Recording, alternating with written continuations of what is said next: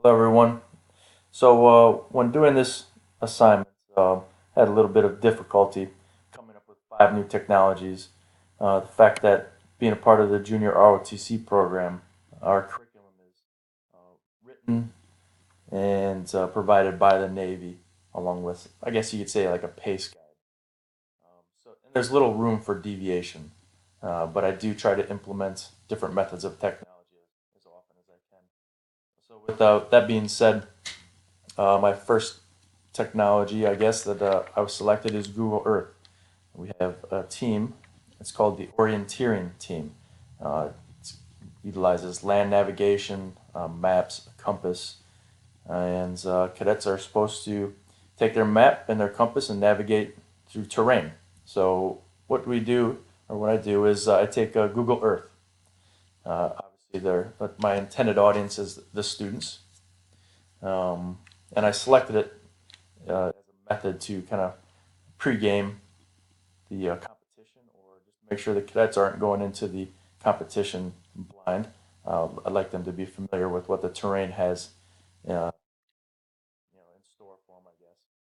And the goals are for the cadets to learn navigation, um, and how to kind of identify terrain and natural landmarks.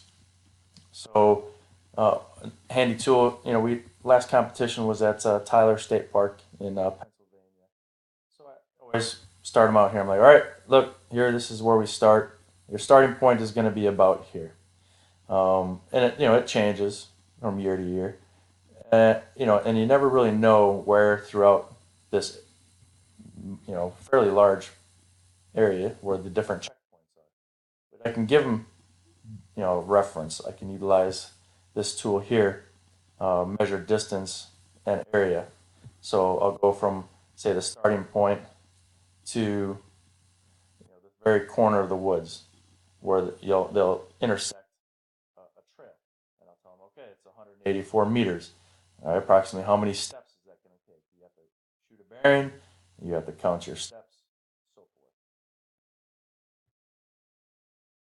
Overall, for the orienteering team, Google Earth it's a fantastic tool to use. Again, I can zoom in here a little bit more, give different views. It does kind of give you terrain a little bit as far as a little bit of elevation deviations, which comes in handy for sure. A lot of times, I even tell the cadets, don't even use the map, just use it for your checkpoints, and use natural land markers. For example, open fields or roads or paths. So if they become familiar with the terrain ahead of time, they can kind of see, all right, I can see a pond in here.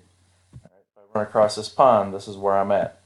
So for the orienteering team, Google Earth is a great tool.